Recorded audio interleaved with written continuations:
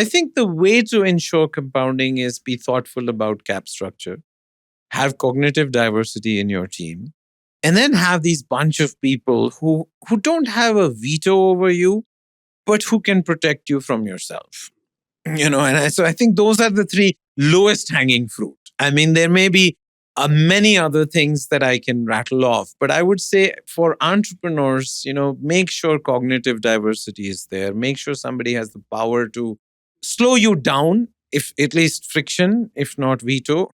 They can slow you down so you see what's wrong. And cap table is obviously key.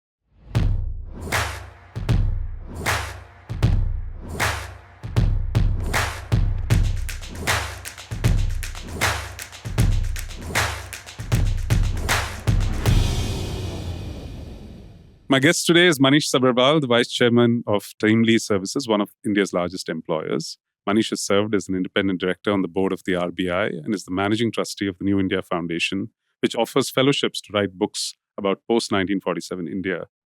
Writing being his passion, he's been a columnist for Indian Express and a board member of Neve Academy.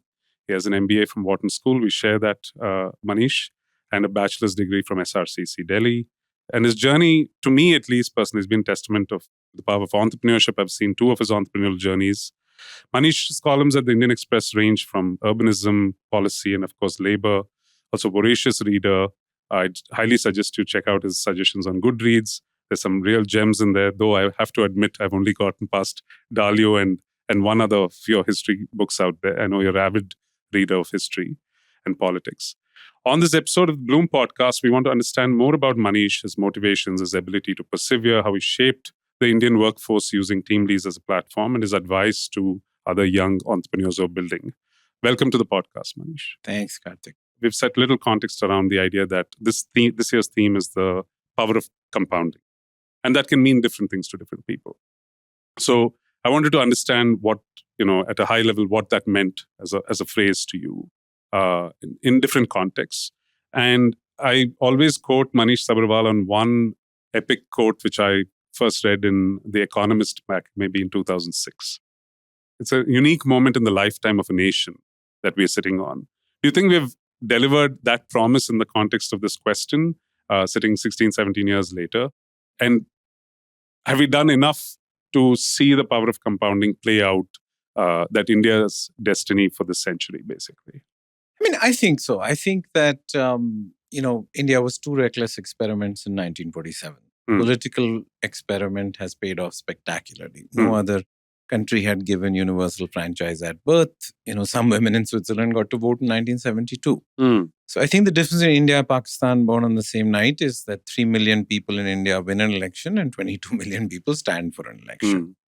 Now, from a sequencing perspective, can you combine mass prosperity with mass democracy? Nobody has really done it at this scale. China made its citizens choose between their wallets and their freedoms. So we delivered mass democracy. But for the first 72 years, we didn't deliver mass prosperity. It wasn't God's will that it should take 72 years for 1.3 billion Indians to cross the GDP of 66 million Britishers. We did that a few years ago. I think 1991 was a spectacular break with the past. But we left out formalization, urbanization, industrialization, financialization, and human capital. So we fixed the sins of commission, what we were doing wrong, but we didn't fix the sins of omission. So I think the last 10 years, which have gone into recognizing that, look, India doesn't have a jobs problem. We have a wages problem. Everybody who wants a job has a job. Our unemployment rate is 4 to 8% since independence. But that doesn't mean jack shit because our poverty is 35-40, right? That's so correct. Our problem in India has always been employed poverty because, the poor cannot afford to be unemployed. That's right. So they are either self-employed, which is self-exploitation, or they are working on farms, which is again self-exploitation. So I think now, the down payment on sort of combining mass prosperity with democracy, we have digested the fixed costs. There are fixed costs of democracy. That's in correct. China, they can take land without asking. And I mean, Deng Xiaoping was spectacular. He has moved 700 million people out of poverty. No other human has done that. That's correct.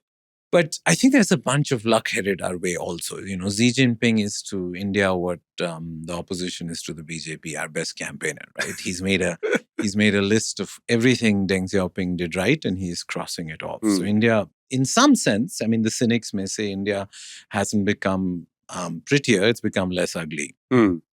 And so we have a bunch of global interest. I mean, 50% of India's foreign direct investment since 1947 has come in the last 5 years. Wow. And most people don't recognize Yeah, that. that's a number. Yeah. Yeah, the I know the numbers compounding- are large, but I didn't put it in that context. 50% in Amazing. the last 5 years. Amazing. So I think clearly global investors, global companies have decided that, look, we may be one of the few places in the world where secular growth is left for the next 20 years. I mean, Europe is demographically in a real tough situation. The US is amazing as an economy, but clearly political polarization creates some challenges there. The honeymoon with China is over now that Deng Xiaoping's genius is being sullied by Xi Jinping. Yeah. And so I think that if you were in a global board and you were to look at India, we would be the only secular, large, and this is because of our past sins. It's not because, we should have been at, India and China had the same per capita as recently as 1991. Yeah. And now they're 5 times more than us. Yeah. So I think the opportunity right now for India is a bunch of luck and a bunch of skill. But obviously a bunch of choices, right? Dumbledore tells Harry Potter in Chamber of Secrets, it's our choices more than our abilities. And I think we made some crappy economic choices in 47. But 1991, we started fixing those choices. And in the last 10 years, I think we finally accepted that poverty is about productivity. And so if you, what a spectacular introduction to the idea of where India can be. But if you now look at what actually, I mean, even if it is cliched, what actually worked on our compounding journey from 91 to now, and what's missing? What would you say is where we need to double down and change certain vectors and variables so that we're a very different country in terms of productivity, scale, this global love by, let's say, 2038. Let's give ourselves 15, 20 years. Well, it would just be education, civil service reform, in my mind, because civil service reform is now becoming the same thing as regulatory reform or ease of doing business. When people talk of ease of doing business, without civil service reform, you don't, because there's 67,000 compliances, 6,700 filings. More importantly, there are 26,000 ways to go to jail. If tomorrow somebody issued a fatwa and got rid of all of these, the civil service would replicate it again in 2 or 3 years, because of the mentality of prohibited till permitted. And I don't mean the 6,700 IAS officers. I mean the 25 million civil servants in India. Yeah, it's very large. Yeah. So I think that if you talk to global investors now, they're getting comfortable with education and skills. Right? I mean, yes, the IITs and IIMs were geniuses, but we had not fixed our skill system, or we had not fixed our education system. That's correct. In 1931, Gandhiji gave a wonderful speech in Wardha where he talked about Nai Talim, and he talked about experiential education. He talked about interdisciplinary education. But the 1948 Radhakrishnan report, or the 1968 Kothari Committee, or the 1986 National Education Policy didn't do it. But in NEP, the new NEP 2020, we finally are getting rid of the barriers between education and employability. We're finally allowing degree apprenticeships. We're thinking about interdisciplinary education. So I think NEP will also return science to universities. In 1950s, there was a big debate between Meghnad Saha and Nehru about, should science be in institutes or should it be in universities? And Saha sort of begged Nehru to keep it in universities, but then Nehru formed CSIR, which spends 35,000 crores a year. And we really have not got the output from that. And so hopefully the new National Research Foundation will become a funding body rather than a delivering body. So I think human capital is always a binding constraint for any country. That's right. But India exported more software than Saudi Arabia did oil in 2021. So clearly we got something right in human capital, because no economist would tell you that country with a per capita income of $2,500 would be exporting $200 billion of that. Software, yeah. We got $100 billion of remittances, which is really a form of human capital. That is correct. And at some sense, $50 billion or $40 billion of pharma industry is also a form of human capital. But we didn't get basic school education right. So we got the elite right for 1 million, 2 million That's people correct. a year. But our army marches on its belly, a country marches on its schools. Yes. And that's the only renewable form of energy for any country. So I think that NEP finally, and the progress made over the last 10, 15 years in education reform, school reform, is taking human capital off the table for investors. In fact, it's creating they're recognizing that if you were to set up a global center, you would have to consider India. There would be no other place. The binding constraint of infrastructure is also getting taken off the table. It still continues to bother people, but it's shifted from being a dagger in the heart to a thorn in the flesh. So you can classify problems as thorn in the flesh. I mean, education, human capital is now a thorn in the flesh for some people. Infrastructure. The dagger in the heart in the last remaining reform, I would say, is civil service reform. If we don't do that, and we so far have shied away from doing it, we forgot a capacity building commission, which obviously the civil servants will have an antibiotic reaction to any reform. Nobody cuts the tree they're sitting on. Yeah. But I think there is a widespread consensus that the steel frame has become a steel cage. And prohibited till permitted, or writing the law for the chore where drunk driving becomes an argument against cars, That's right. Sure, if you have a headache, you can cut off your head, or if you have drunk drivers, you can ban cars, but that's probably not the right solution. Yeah. And particularly in a knowledge economy where innovation matters much more. Far more than ever before. And India has never had a shortage of land labor capital, right? Yeah. You could give every Indian household half an acre, they would fit into Rajasthan and Haryana. We never have a shortage of labor. 40% of our labor force is Bela. Yeah. Which capital shows up when you need it. 80% of India's venture capital investment has come in the But last you're 10 saying years. this has now become the single biggest impediment. I think total factor productivity, economists call it that, but human beings call it innovation, technology, entrepreneurship. I think finally now how land labor capital combined has improved substantially. But not But been the unleashed, regulatory cholesterol which the Indian state has bred. You've always maintained this, yeah. And so if we get this last bastion of civil service reform, there have been 40 global companies who have done board meetings in India in the last 1 year. And I think they're done with skills. They've accepted infrastructure. They're just a little worried about it. It's a difficult place to do business, man. The laws keep changing. The taxes. And this is when we changing. have English to our advantage. We have this, labor force that communicates very easily with the rest of the world. Yeah. Despite that, there is this last block. So it is the last item on the list for India to really reach our potential now is civil service reform. And hopefully the new government among the first decision it makes next time, we have obviously national elections, should be civil service reform. Fantastic. No, so wonderful introduction to what the idea of compounding can mean for a country. Now, if I can switch gears a little, people would love to hear what drove Manish Sabharwal, the college student at SRCC, down these various paths of entrepreneurship early in your life. What did you see in science in the 90s that prompted you to think that there were problems worth solving of the nature you picked up? And then the beginnings of TeamLease and maybe a little bit of that journey. However quickly you want to encapsulate that journey. See, I think I have the gifts and wounds of a civil service upbringing. Early in life, you realize you don't live in an economy, you don't live in a society. My parents were civil servants. My co-founder Ashok's parents were in politics. So both of us grew up in households where, being rich, thin, or good looking wasn't the primary objective. You were told that, look, there's more to life than being rich, thin, or good looking. Yeah. And I think that's a wonderful gift to give. Yeah. I think. And so even when I went to SRCC and then I worked for 5 years and then I went to business school, I think the underlying theme was that we really need our next company to be three things. When we sold India Life, which we both started out of college, in some literally sense, out of business and schools, we were no experience, and we made a mistake. We took venture capital when we were a piece of paper, which is why we didn't do that in TeamLease. No, but in India Life, it was a piece of very paper. Early.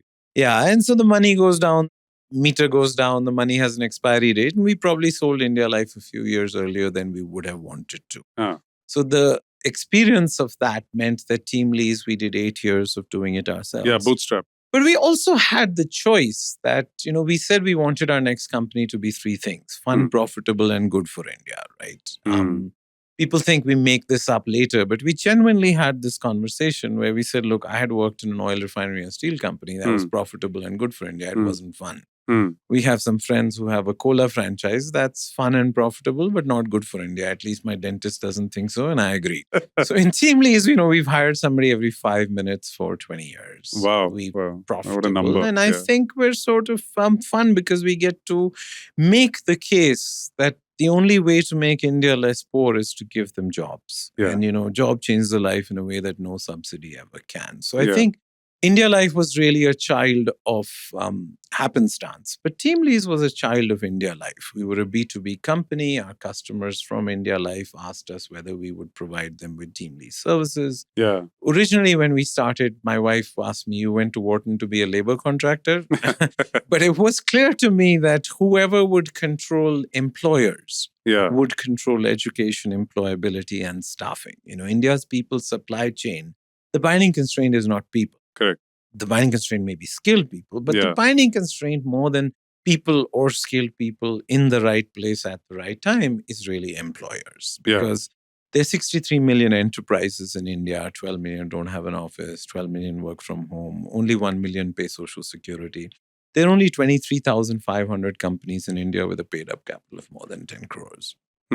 So the binding constraint, we recognize that whoever controlled employers in some sense, or whoever serviced employers could always find kids. So we've never found jobs for kids. We found kids for jobs because we recognize that the employer is what is scarce. Finally, you should focus on what is scarce if you want to create a large business. And so employers were scarce. And employers cared about compliance, they cared about hiring, they cared about technology. But we were also in a hygiene business, right? We realized that, look, we're not a high margin business. And anyway, entrepreneurship is the art of staying alive long enough to get lucky. How do you get lucky? You buy more time. How do you buy more time? You be frugal with capital. Our paid up capital is 18 crores. Our net worth may be 1,000 crores. But our paid up capital is 18 crores because we recognized that we were not going to go offshore. So we had to build our cost structures for the Indian market. Nobody's going to pay you more just because you raise more money. That's correct. And shareholders don't pay salaries, customers do anyway. That is correct. So the TeamLease evolution from saying we're going to start with the employment business, we're going to add the employability business, we're going to add the education business, has after a point really been driven by customers because they shifted quickly from saying we care about attrition, we care about productivity, and we care about time to hire. Now, can you solve the composite problem rather than just say, trespassers will be recruited, this guy has a pulse, you hire him, I don't care whether he's productive or not. So I think India Life was from 96 to 02. They sentenced me to 2 years in Singapore, which I hated. King of a small kingdom is still king. We sold it to Hewitt Neon. But since then now, it's really been, we recognized also that this was going to be our life's work, right? Putting India to work, which is something we put as our vision and our slogan and our logo. When we started the company, it wasn't something we were going to do in our lifetime. And I think that's been an unfair advantage for this company. Because you've got a goal that you're not going to reach in your lifetime, right? and so that really becomes a real unfair advantage because you're perpetually one step behind what you need to be doing and what you want to be doing. So my sense is that obviously, as Eliud Kipchoge says, you run the first half of the marathon on your legs and the second half on your mind. Right? We are now struggling with what brought us from 0 to 10,000 crores is not going to take us to 25,000 crores. I think so. But I think the other advantage we had, which we learned from India Life and we brought very ferociously to TeamLease, was our shareholder role is different from my board member role, which is different from my executive role. Correct. That in most Indian entrepreneurs, that is fantastic to recognize that early in your entrepreneurial life. Most people think they're concurrent and they're guaranteed. Hearts and mind is quite clear. We'd rather be rich than be king. If someday somebody tells me the market cap will go up by you quitting, I'd be the first person to do it. But anyway, when you approach sort of 20, 25 years of now we're going to be 25 years soon. I think you also start thinking about, what is the next best way to institutionalize the company. So Yeah. the last 5-10 years have been spent on that more than. I think it's fantastic to see that evolution. And this is the point I was trying to make on the motivation behind the podcast, because they don't hear from enough poster children who have actually gone through this kind of a journey and thinking. And the earlier you instill it, you have a shot at getting there. And this point that you made around these 3 different roles is widely misunderstood, sadly, in the broadly, maybe in aggregate entrepreneurial community in India.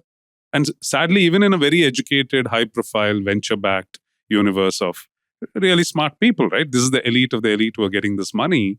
But the thinking is unfortunately still a little Luddite on that front. How do you balance the next quarter and quarter century? It's not a trivial idea, right? Yeah. So, I grew up in Kashmir, and they distinguish between amanat and jagir, right? Amanat is misunderstood as trusteeship, but jagir everybody knows, right? Yes. The Maharaja of Cooch Behar used to spend 50% of the treasury on Cartier and Rolls Royce. Yeah. It was his jagir, idiot. Yeah.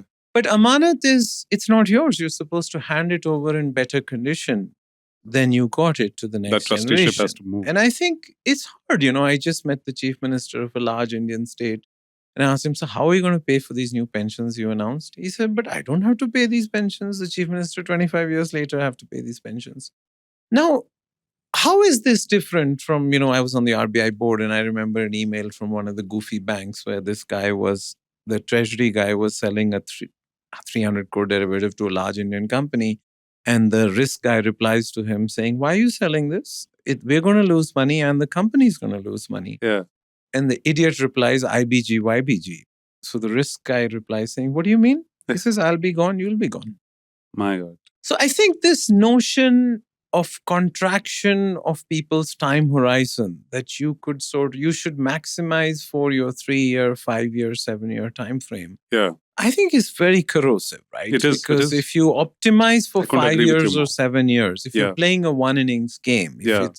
then you will run your company very differently. Absolutely. You will capitalize your company very differently. Yeah. You will hire very different kinds of people, right? Absolutely. Being consistently warm is so much more boring than being hot or cold.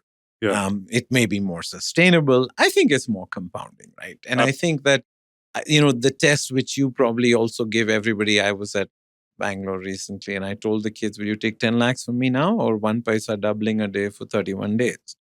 And obviously 65% of the kids took 10 lakhs, but 1 paisa doubling a day for 31 days is 1 crore 6 lakhs. Yeah. But my Marwadi wife, who for the first time went along with me, said something very interesting on the way back because she calculated it. Yeah. She said, till the 24th day, you're better off taking 10 The 10 lakhs. lakhs, yeah. It's only in the last 6 days. So what if you die? What if you run away? What if you default? Yeah. So I think that the problem with understanding compounding is that you have dessert at the end of the meal, right? Yeah. This Jagir versus Amanat, this dessert is the first course. Mm. I mean, I think dessert as first course is really fun, but it's really unhealthy. Yeah, And so I think that all of us who now are looking back at people we admire, actually in retrospect, dessert is never at the front of the meal. Yeah. For most of the companies that I admire, HDFC, Infosys, TCS, all the companies that have taken decades to do what they have done, the compounding, the real value has really come in the last decade, even though they've been around for 20, 40 years. Yeah. So I love the analogies. And, this is what I kind of tell my partners at the firm that, yes, we've been at it for 12, 13 years. Haven't even seen the first cycle through. So our nature of our business is I have no escape but to see these cycles through. So every time I go out with a pitch deck, I've just signed off another 12, 13 years of my life because it's a new fund cycle. But that's the core job. But now I've reached a point as well where I'm wondering, what is the thrill of this job? Mm-hmm. And the thrill, as I alluded to you before, is can we see in every cycle 2 or 3 of these companies outlast even a 30-year journey? And to the point that you made, the compounding is going to come much later. And you are also right that LPs are in a hurry to see their money back. So sadly, I might not see a lot of that compounding for the very investors who love me to back these companies. But if you want to have not necessarily a book written on you, but if you want to actually make a dent as a venture capitalist, if those companies are not there on, some exchange or some wall 25 years into the future, nobody will ever remember your contribution of putting 1 crore or 1 million or 10 million into some subset of the economy. Of course, you fueled the training for many, many entrepreneurial minds to fuel the country, but it'll be a footnote, right? And we are yearning for that at this juncture. If you ask me what's keeping me hungry for or expectant for the next 10, 15 years, is to see a dozen of these come out of my portfolio. And this is why this obsession around trying to find this characteristic and DNA in the founder at seed stage, which is super tough. So, which I thought maybe the next set of questions around this are, in your TeamLease journey, I know you knew Ashok from all the way at SRCC, if I recall. And so there's one thing about knowing a particular co-founder. How do you amp up the kind of leadership teams that you put in place to believe in something like this early in the life of a company? And we'll come to the challenges that you said you face today. At every decade, there's a new set of challenges. But how do you convince them to stay bootstrapped, stay frugal for 8-10 years? You get your first burst of capital.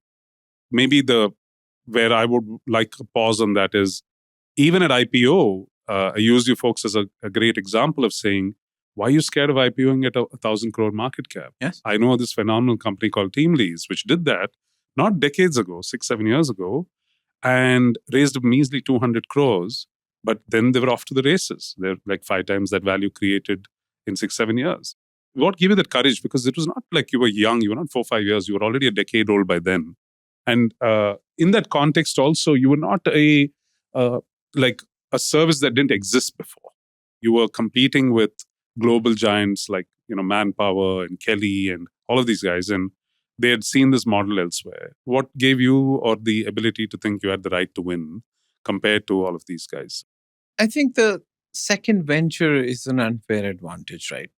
We were clear that there are 2 kinds of companies an entrepreneur can create, a baby and a dwarf. Both are small. The dwarf is small and will stay small, and the baby is small but will grow. Yeah. Now, the difference between a baby and a dwarf is not more money or more food. It's really in DNA. And we talked a lot about what is the difference between a baby and a dwarf. The first one is clearly this sort of balance between the next quarter and quarter century.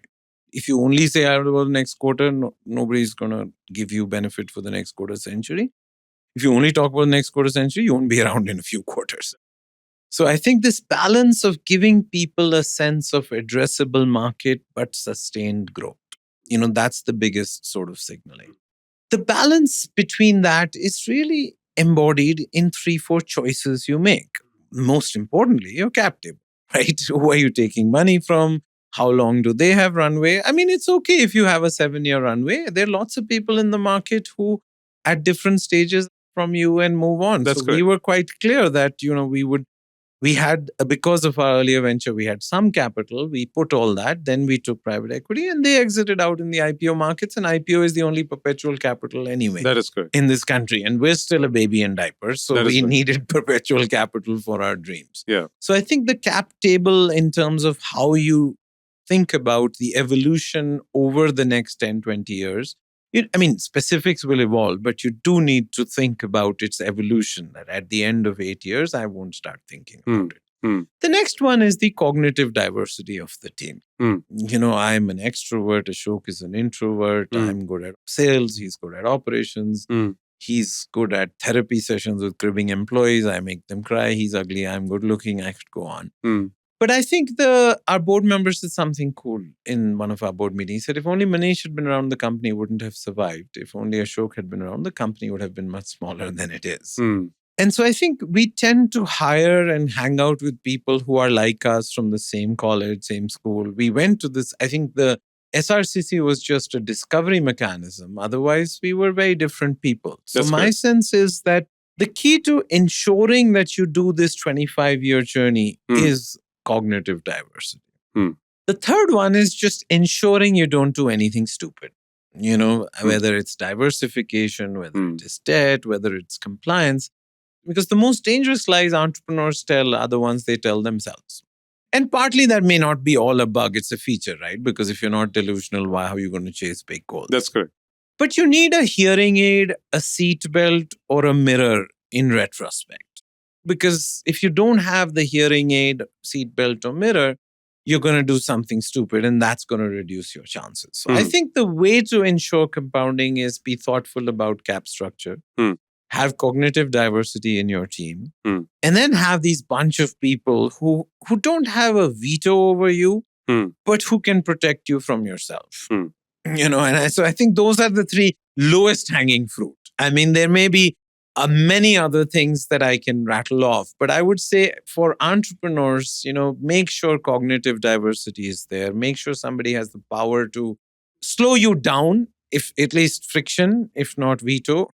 They can slow you down so you see what's wrong. And cap table is obviously key. I mean, I can't understand many of these ratchets and anti-dilution clauses. These are not equity instruments. We at RBI, we dealt with idiots who borrowed their equity or who stole their equity, and we ended up with 15 lakh crores of NPAs, which now we brought down. But equity was meant to be equity. I mean, if equity is quasi-debt or quasi-exploding or quasi-imploding, I don't know what people were thinking. So my sense is cap tables are really, really important. And don't fool around with that. There's no new way to do this. No, fantastic lessons. I hope the entrepreneurs are imbibing all of this from your thoughts. But now, switching gears a little, I know for a fact, I know when I came and met you and Ashok in your offices, this was back in 2008 or so, it felt like you were exploding, like you were getting to 60,000, 80,000 employees even back then. And then I think I connected back 2 years later. And you said, no, we decided to stay stable because we knew a lot of things were going to break if we continued at the speed. So maybe your first sort of point of reflecting on how do you take a pause and a breather as you try to exponentially scale, right? And how often does that come in the life cycle of a company? Is it linked to a number of, I'm sure it's linked to a lot of variables. But when you think of 25-year growth points, historically, can you give some examples of why you were forced to take a pause and that kept you breathing and alive and stronger for the next part of the run? Different type of training in the marathon paradigm. And where are you today? What are your challenges today? Just to give context that even as a public company, 10,000 crores, 5,000 crore plus market cap, I don't know the exact number, but somewhere in that vicinity, you still have challenges and you still have to build to get to the next level of scale. So a little bit of that historic context of one or two examples and maybe a honest view of where you think that those challenges are today as you talk to your team. See, I think the instinct to preserve is different from the instinct to create. Keeping the trains running on time is a different skill set from getting the train out of the station. It's fundamental to life that you do your IPO roadshows or you campaign in poetry, but you govern in prose, right? And that goes back to cognitive diversity. A stereotype of an entrepreneur is poetry, but actually an important stereotype should be prose, right? Because customers are not always interested in listening to new things. They buy your product, they're interested in predictability, they're interested in stability. So my sense is every time you double your revenues, you choke on your growth. The structures don't work. The list of ingredients is obvious, but the recipe is not working. The list of ingredients look the same, but the recipe is now different. And so my sense is every time you double your revenues, it's nice to digest your growth a little bit. Does that mean you have to slow down? Can you build anticipatory technology infrastructure? Can you hire people? You should buy a shirt 2 sizes too large and grow into it. But if you buy a shirt 5 sizes too large, you can't afford it. So, there's this dance between sort of capability and aspiration, which is more art than science, right? At least for us, which is a very linear business. We don't have that much operating leverage beyond a point in You're not sales. going to see silly exponentiality like especially digital in business. Sales. Especially in sales. Even in operations, if we can sort of do that. So our growth between 2002 and 8 was purely driven by our customer base from India Life, and we expanded our sales teams, the lessons we had learned. But then, going from zero to second floor doesn't take you from second floor to fifth floor. Yes. And that's when we had to change our org structures. Structures are very powerful things. You don't think about structure and people talk about culture eats strategy for breakfast. My sense is, structures eat strategy for breakfast. Cultures are very nebulous things, and It's a you nice don't one. want monoclonal cultures Yeah. also. I find the talk about culture that implies that there is one culture, and Correct. cognitive diversity doesn't thrive in Then thrive in monoclonal cultures. cultures. But structures as elements of strategic intent, structures as elements of accountability, structures as element of buckets for resources where you allocate your capital to structures. You allocate it to people, but you allocate it preferably to a structure rather than one person. Because, so my sense is the structural evolution of a company, its org structure evolution to keep up with growth is really as important as the technology investments. Like everybody they choke on growth, they'll raise their money, they spend on technology, and they'll hire more expensive people. Yeah. I mean, both those are sort of putting lipstick on a pig. I mean, finally, you've got to think about structures. As do you have stronger horizontals like HR, finance, marketing, and IT? Yeah. Or do you have stronger CEOs and P&Ls? Yeah.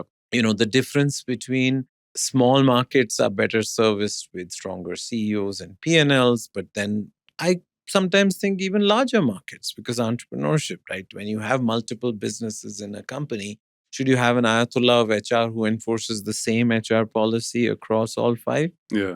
Maybe not.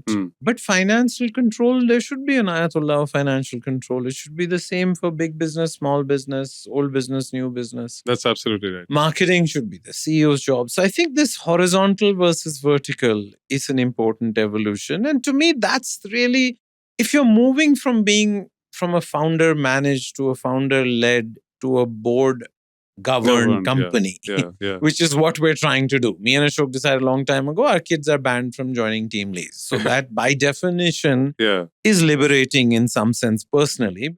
And professionally for everybody else, there is somebody in this company who has a shot at our job within the next few years. Yeah. But that also means we need a deep bench. You need to have 4 or 5 people whom you think can take the job. You need to expose them early. So I would say that this choking of growth is operational, but there's also strategic choking on growth. There's also governance choking on growth. Board members in the first 10 years are not the board members who are now important for us. Correct. Where we're going to do an entrepreneurial transition, where we're starting to recognize that sort of life in the 4th decimal place is as important as the, big picture slide deck of 4 slides or 3 slides, which will convey everything. I mean, every morning we need people who are spending their life in the 4th decimal place as much as I'm doing my global bullshitting about India's place in the sun. So I think that the cognitive diversity point is really the only way companies become self-healing. Yeah. If you over-index on either poetry or prose, you over-index on either technology or processes. So my sense is that, companies are perpetual work in progress. Large companies now, I see they are sort of I've never met a small company that doesn't want to be a big company. But I think the arthritis and cholesterol that builds up in big companies is also a real problem. Yeah, it is a big. So the challenge for all of us who go from ground floor to sort of 10th floor, we have an unfair advantage because from our opening balance was 0. So everything we've done is measured from there. That's good. But the people we bring in at 10,000 crores will be measured from here to 25,000 crores. So the 25% growth rate or 20% growth rate, which I think this company can do even at 10,000 crores for the next 5 years, then what it would took to grow from 0 to 10. So my sense is that every entrepreneur should be honest with themselves about, the most dangerous lies are the lies you tell yourself. If I believe that I would be able to run this company at this stage, was actually not even a lie at all. Ashok runs the company. I help him do it and take care of stuff that he doesn't like. I mean, for him, he'd rather have a root canal than do public speaking. I would rather have a root canal than attend an operations meeting. So it's a nice trade to have, right? it's TeamLease 4.0 now. 1.0 was with private capital. 1.0 was with no external capital. 2.0 was with private equity. Private capital, yeah. 3.0 was the first 5 years of being listed. Yeah. 4.0 is now where, 45% of the company is owned by FIs. And the next stage is very different from here. And, I took some time off to ask investors at the end when we finished 5 years. I took a month off and said, look, we're moving from small cap to mid cap. The 350th company in India is worth 5,000 crores. The 100th company is worth 40,000 crores. That's the range now, yeah. Yeah. So on the 100th company, so I said, now we have to be 40,000 crores. That's our target. So let me go and meet investors and say, what are the characteristics of the people that you went? So there were 30 different characteristics of what they called companies who went from mid cap to large cap. But in my mind, the three summary was addressable market, sustainable growth, and effective governance, where the first word is more important than the second one. They said addressable market because all markets are not addressable. Yes. Sustained growth for 10 years because anybody can grow for 3 years. Yes. When you grow for 10 years is what I care about. That compounding is amazing. Compounding. And effective governance is not the checklist of SEBI. It is genuinely recognizing that you will be around 25 years from now. Yeah. So in my mind, as I reflect, addressable market is just a proxy for how big a company can you be. Yeah. Sustained growth is just a proxy for plumbing. Yeah. If you grow for 10 years, your plumbing is keeping up. Yeah. And effective governance is just a proxy for will you be around 25 years from now. Wonderful, wonderful. No, I think very succinctly summarized from what public markets teach us. And again, the wisdom of the public markets I keep maintaining to my friends in the ecosystem and my entrepreneurs is probably 100x that of the limited private, market and its mindset. Also, because if you think about it, surprisingly, Manish, if you think about who actually gives quote unquote exits to all investors, it is eventually a large publicly listed company that can come and buy and is therefore accountable for those same actions. So they have to know what asset they're buying and whether it fits into the same three paradigms in some sense. But I would go more upstream than you. Yeah. See, in economics, the only real information in economy are votes and prices. Right? Everything else is a model. Everything else is just conjecture. Sure. Votes is, if somebody is pissed off, you won't get votes. If the economy is not doing well. Yeah. And prices are the only. The beauty of public markets is people can buy and sell our company without talking to us. That is right. I find people who are angry with me in investor calls buying our shares. And I feel people who are being very nice to me selling my shares. Right? And so obviously markets are created by buying and selling. So I think the beauty of public markets, it really is good for an entrepreneur because it creates a hearing aid in ways that sometimes your board isn't, right? If there are more people selling and then buying, then at some point you've got to stop calling them myopic. You've got to say, they're not, they don't understand me. They don't understand my company. Yes. So I think that if you really treat your company like an amanat, I think a listing is probably the right destination that you should target, And the best way to do that is to run your company like we didn't have to change our auditor. Our auditor was a Big Four from the day we were born. We didn't have to change any accounting policy. Is to run your private company as if you were public. In its plumbing, in our board meetings, we used to have the board agenda. It has to be the way, I agree. Almost from 2008 to 15, our plumbing accounting was like that of a public company because you must always act like who you want to be. You must dress like who you want to be. I would humbly submit that's been the biggest failure of the venture-backed ecosystem because all of that has been kicked down the road. But why? I think two things. One, it requires a certain board-level discipline and training for founders who've never done it before. And there is incredible peer pressure and market pressure to sort of keep up with the Joneses in some sense, in terms of velocity. If your competition is not behaving in that fashion, you feel you lose out by investing in. This is why I also alluded to how did you have the courage to stand up to your competition at that point? Because that seems to be the biggest fear here. And a lot of first-time founders who may not have had the India Life journey that you had, we see second-time founders be much better at this because they know they're not building for the short term. And they grapple with these situations. Maybe they may not have solutions on day one, but they grapple with them at least far more, much earlier in the life of the company. But first-time founders, I think you have to force the education down And recently we were having this governance conclave as a part of the G20 discussions set up by Amitabh Kant. And we met at Alibag, and there was a debate around the table. So the entrepreneurs very bravely, one of them, including another Manish in my portfolio, the CEO of Purple, saying, no, it's my responsibility. I, as an entrepreneur, should not be waiting for anybody to teach me this. Inherently, I should have it.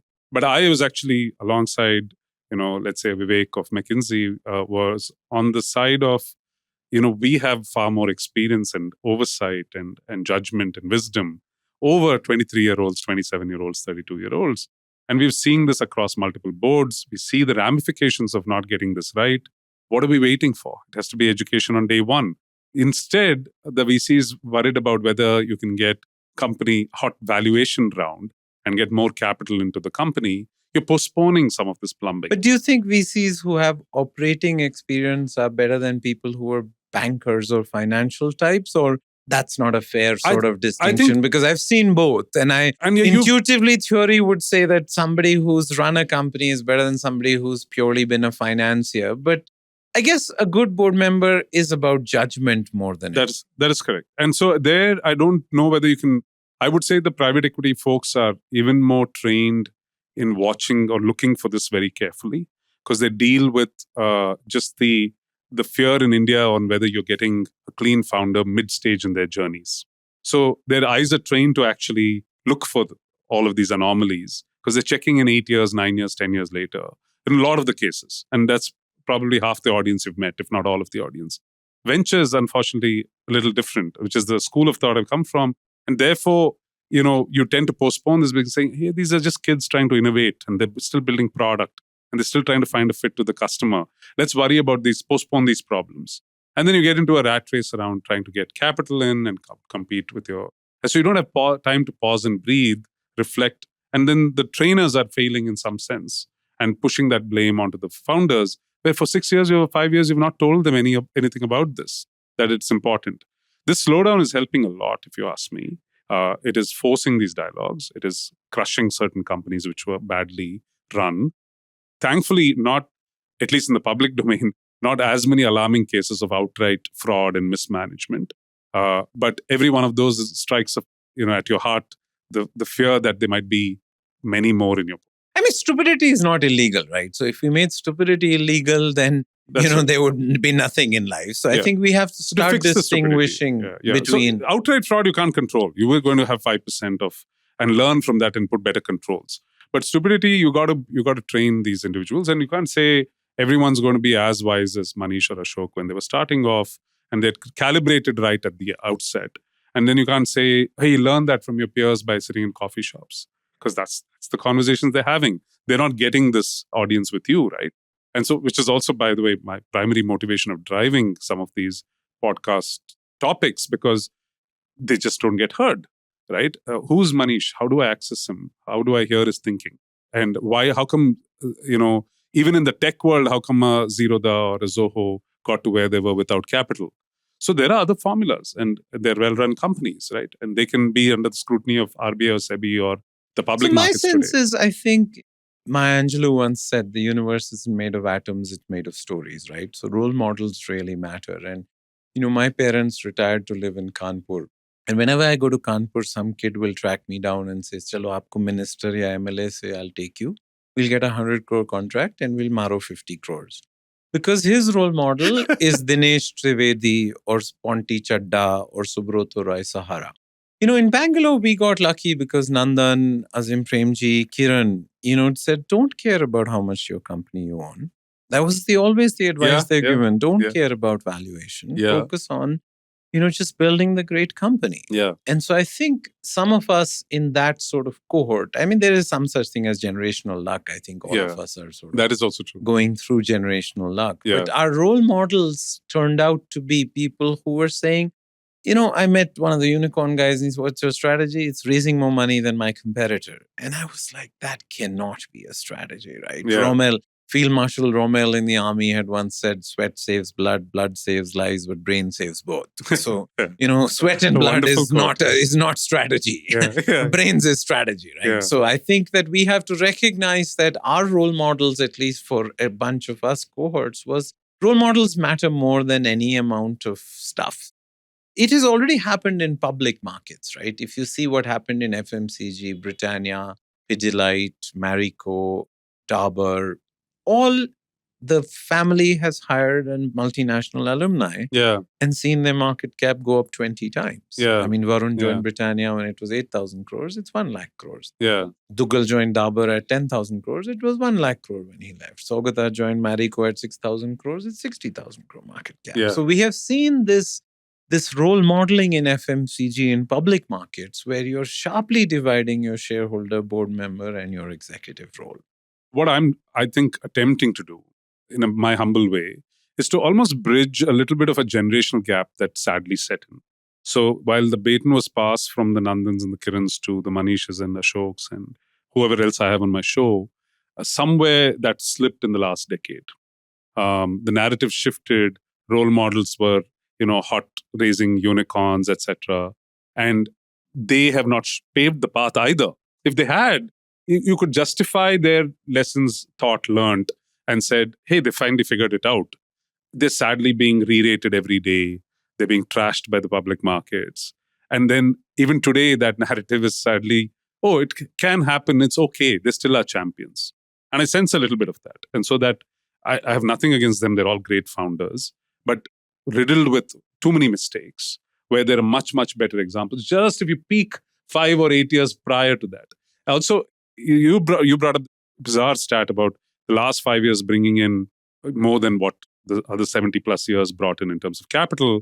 In the venture world, just as I don't have a perfect number, but nobody has disputed my saying of this. I think 75% of what we have seen in the venture world in terms of people employed, capital deployed, number of startups, number of unicorns, revenues, has all been built up in the last 6 years compared to everything prior to that. The ratio is absurdly skewed towards what mindset was instilled in the last 6-7 years. A lot of the people who are in these ecosystems were not either in college or were outside of that ecosystem prior to 2015, 16. But that was a global mispricing of capital, or was it an Indian No, because phenomenon? see, it is a global mispricing of capital, but there is a legacy that the markets of a US can lean on. And there is a economy, inherent strength in the economy and consumption power that a market like China can lean on, even if it's a younger ecosystem. We don't have both. As you said, just because you throw stupid money at the problem, customers are not going to pay more or buy more. We have a limitation in our spending capacity on one side. So we can't compare yourself to China blindly. And the US has seen cycles where even if there was exuberance in a 4-5 year stream, that same fund manager in 6 cycles before that has delivered spades because there was sanity in those markets and things were built well. And even Cisco and the Apples and the Googles and the Facebooks were built with venture capital. And they were legitimate business models. So they might look absurd in the way they grew, but they have underlying revenue that supports that. We don't. That's the reality. You can't say I want to be a $20 billion company and have 1/10 the economies of Facebook when it comes to actually the revenue model. So I think we overshot our mandate in that sense. And I'm trying to claw back and say, hey, just look 5 years back. Maybe you were in college and you didn't figure this out, but there are these gentlemen and these women who built great companies, and they built it the old school way in an improved technology environment. They're thriving alongside the best. So what's the problem? So anyway. You think it's role models? You think it's a demand side problem or supply side problem? Because see, finally, good judgment comes from experience and experience comes from bad judgment. So, I think one of my favorite courses at Wharton was a guy called Bill Ticken who used to talk about stupid entrepreneurs and wise society, right? That entrepreneurs need to be delusional, 10 of them. Yeah. Society needs all 10 to believe they're delusional, but society only needs 1 to succeed. Yeah. But since it doesn't know which one, it will encourage all 10 to be hormonally imbalanced. Which is absolutely, you can take that quote and apply it to what it defines venture capital. So it is. I'm perfectly aligned with that thought. I don't need each of my companies to become grand public companies or forego risk for this audaciousness. But you think the ratios and the odds got a little off kilter in the last 5? You can't apply American laws and Chinese opportunity sets to a market that's not ready yet. That's all. I think the moment will come. right? And India is not a big market. It's a small market with a big potential, and That your is correct. business plans need to that is provide. correct. And when you can't do that, you should rightfully go chase global markets like Mr. Murthy and Nandan did, and what Kiran does. So they're not. Or you be like us, who chases India with a paid-up capital of 18 crores. That is correct. So you make that choice. Yeah, you make that choice, right? And so it's not sexy enough for venture capital, but then keep venture capital funds small, and those returns will look outstanding, right? And so that's what I said. There was a little bit of a greed offset. There was no fear at all, and now it's set in. It should correct. It's a good time for everyone to reflect. I'm reflecting through these sessions. So last question before I get to rapid fire. You've been wonderful with the insights so far, Manish. But we didn't touch upon one of your passion areas. You talk about it, this vision that you had for TeamLease around employment, employability, and education. I know, you've established even a primary school with family, and I know you've had a brush in the early years with employability. How is all that playing out, and how do you see TeamLease evolve into these three areas? Because fundamentally, you're right. You have to go solve it at the root of the problem. You can't catch them at 23 and say, I'll fix all of them. Yeah. So where's your thought? Where's your head on that? We're now, if I have learned 5 things the hard way, we wrote off 100 crores on IIJT. Yes, I remember that experiment. Yeah, so we wrote that off. Thank God it wasn't fatal.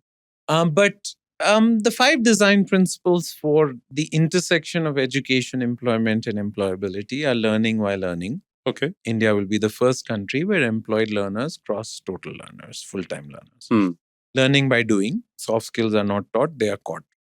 Learning with modularity. 3-month certificate has to become opening balance for 1-year diploma, has to become opening balance for 3-year degree. Learning with flexible delivery. Online classroom, on-job classroom, on-site classroom, and on-campus classroom have to be equal. And then learning with employer signaling value. IIMs and IITs are good places to be at, but they're better places to be from. Fundamental value has to be employer signaling value. Employers use these places as lazy proxies, lazy this thing. That's right. So degree apprenticeships is where we are now focused on. And we now have an 800 crore business which doesn't get consolidated with TeamLease and TeamLease Skills University. Okay. It doesn't, you said? Not yet. Because it's a university. So it doesn't get consolidated. But it's a non-profit. It's 800 crores now. Yeah. And it's a single location? No, it's across all employers, right? It's online plus on job. It's not a campus. On campus, we only have 100 kids. Our primary model is going to be on-site, on job. No, I wasn't fully aware. Yeah, so you combine, the innovation lies at, a degree is a bipartite contract between a kid and a university. Yes. An apprenticeship is a bipartite contract between an employer and a kid. That's what we need is a tripartite contract between university, kid, and employer, which is what degree apprenticeships finally do. So it's still early days, but I think globally the world of education, employment, and employability is converging, primarily because my parents had 35-year careers. I'll have 45 years. My kids will have 55-year careers. Yeah. So the notion that they can live off their 10 plus 2 plus 3 plus 2 system upfront is just delusional, right? So I think this multiple on-ramps and off-ramps, the multiple classrooms, is really the future of education. And again, just like controlling the employers is what allows you to find 30 kids for jobs rather than find placement for 30 kids. When you're already finding placement for 30 kids, it's too late. Yeah. You had them for 12 years. I can't teach him English in 3 months. That's man. right. I can't teach him you had him for 3 years. You should have told him to shave, cut his nails, tuck his shirt in and take a bath before the interview, man. Yeah. That's all just an unfair expectation from employers. So I think education, employment, employability, NEP allows that. There was regulatory cholesterol. But the funny part is the world is also sort of recognizing that the world has produced more graduates in the last 40 years than the 400 years before that. Yeah. So 60% of taxi drivers in Korea have a college degree. 31% of Walmart checkout clerks have a college degree. 15% of high-end security guard in India have a college degree. So college isn't what it used to be, but social signaling value matters. Yeah. So I think degree apprenticeships are our bet for the next 10 years. One last question on this, because it keeps coming up, and I thought I was done, but I definitely want your view on this.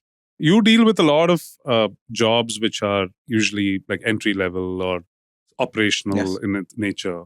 And there's this huge talk of AI being a threat, of eliminating some of these, jobs because they're repetitive tasks, or they do not need on-field. They can be at a desk that machines can consume a lot of that. Do you see that as a threat, opportunity? How do you skill and against that? I mean, see, what is the nightmare of the US? See, we are so far from the productivity frontier. What is the nightmare of the US? That 40% of their labor force will generate 15% of GDP? हमारा क्या बिगाड़ लोगे? We are already there. Yeah. See, getting from $2,500 to $10,000 is a very obvious phenomenon. Yeah. Will we get to $60,000 per capita income, which is what the US is, or Yeah. 80,000? I think 30 is the new 60 anyway. Technology has been very deflationary. That's right. So for lifestyle, you can get at $30,000 what you used to only get at $60,000. That is correct. But for India right now, I would not worry about AI, automation, machine learning being destroyers of capital, because 40% of our labor force is close to zero productivity already. So if we just take everybody in India to $10,000, I mean, if everybody in India lived in Bangalore, then India's GDP would be more than China, no? Yeah. In Bangalore's GDP is $12,500. That's correct. It's India's GDP is $2,500, right? Yeah. So finally, it is about productivity. There is no such thing as poor people. They are only people in poor places. An electrician moves from Bihar to Bangalore, gets 4 times more salary, moves to Switzerland, gets 25. But we always view places as physical places. But it's also which sector, which company, and which skill you earned at. Yeah. We have to now, in the 21st century, not just define places as cities, states, and countries. We have to define which sector, which company, and which skill you have. And then you'll get the wage premium. Super. No, this has been fantastic. Thanks a lot, Manish. I'm just going to humor you and the audience with a bunch of quick rapid fire questions. It can be short, it can be a word, it can be a phrase, and then we'll wrap up. A breakthrough belief that has stayed with you so far. I know you have many, but what's your favorite, like, quote or? I think it is our choices more than our skills or our luck that. Harry Potter. Yes. No, Dumbledore. Dumbledore. Having been brought up with a civil servant mindset, as you say, what drove you to then think big? Because that had a level of contentment around it. I really think Wharton changed the size of my thoughts. Understood. I think The I had US never lived exposure. in another country. It was as much going to the I could US. say the same. Yeah, it changed the size of my thoughts. I landed in the US in August 94. By September, I was saying these Americans are smarter than us. Why are they richer than us? And that was just about this ambition and their knowledge. How would you describe education in one line?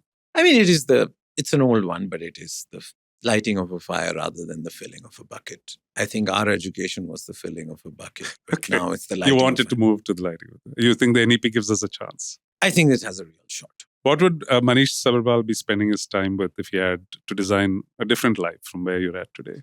I don't think it would be very different. Yeah. I mean, I worry because if you change something in the past, I may not end up where I am today. And so I think the right combination of sort of private, public, and non-profit is what I've managed to get to now. No, and I know you've already found that balance despite being at the helm of TeamLease for the last 10 years. You've actively started moving there. So it's fantastic. Thanks for all your service in that sense to the nation. I know you're an avid book reader. Specifically for this audience, I would say. I know you'll have many favorite books, but if bulk of our podcast audience are young entrepreneurs who want to learn from you and your experience, what would be good go-to books that you could recommend? I mean, I would say the ultimate cognitive capability in people I admire is strategy. Right? Strategy is the art of reconciling unlimited aspirations with limited resources. There's a history of strategy by Lawrence Friedman, which is the only book. I mean, I read India After Gandhi every year again by Ram, but I also read Strategy by Lawrence Friedman, which really thinks about strategy. How it came from military to politics to business, how to think about choices. And so it's you not value that as an entrepreneur and you feel like it is something you've gone back to. I think every successful entrepreneur has got strategy, right? Absolutely. That's the most upstream skill. And it is something which some people are born with. But like with most skills, I think it can be learned. Super. And other than books, where do you draw a lot of your inspiration from? I know you're extrovert and you meet people, but any other source? You only learn from the books you read, the people you meet, and the roles you play, right? I went to Wharton, but the best finance classroom I've ever been in was 5 years on the RBI board. So I think if we put ourselves in different roles, which are maybe 2 feet away or 10 feet away from our day jobs, having relationships with are cognitively diverse. Don't hang out with MBAs is probably key. And then, and obviously, diverse reading. So my sense is this lifelong learning plan that everybody has to craft for themselves based on they know what time they learn best or from whom they learn best. It's very customized. But it's people, relationships, and roles are really the only three ways. I'm fortunate enough to be married to a practicing artist. Yes. And that audience and that crowd sort of fills so many different parts of your brain and your experiences, which is exactly how I relate to what you just said. Again, fantastic sort of set of insights. Manish, thank you for your time. I think I will personally force a lot of people to hear snippets of this if they don't know Manish Sabharwal, because I think what you laid out today, starting from this idea of strategy being at the helm of how an entrepreneur should. That's the biggest competitive advantage if you can shape your frameworks to all the wonderful narratives around India and your learnings from TeamLease. Would be great learnings for our entrepreneurs. Thank you once again. Get them to think about amanats versus jagirs also. Yes, that is actually the only, I think, thing that leaves you hungry and aspirational for the idea of compounding in some sense. And sadly, it's not well understood. And I hope we change. Somebody wrote to me recently on the back of our first episode of the podcast. And all I could think was, okay, one entrepreneur's mindset changed. And so it's one by one. Yes. We'll keep pushing. And thank you for contributing. Wonderful. Great to catch up.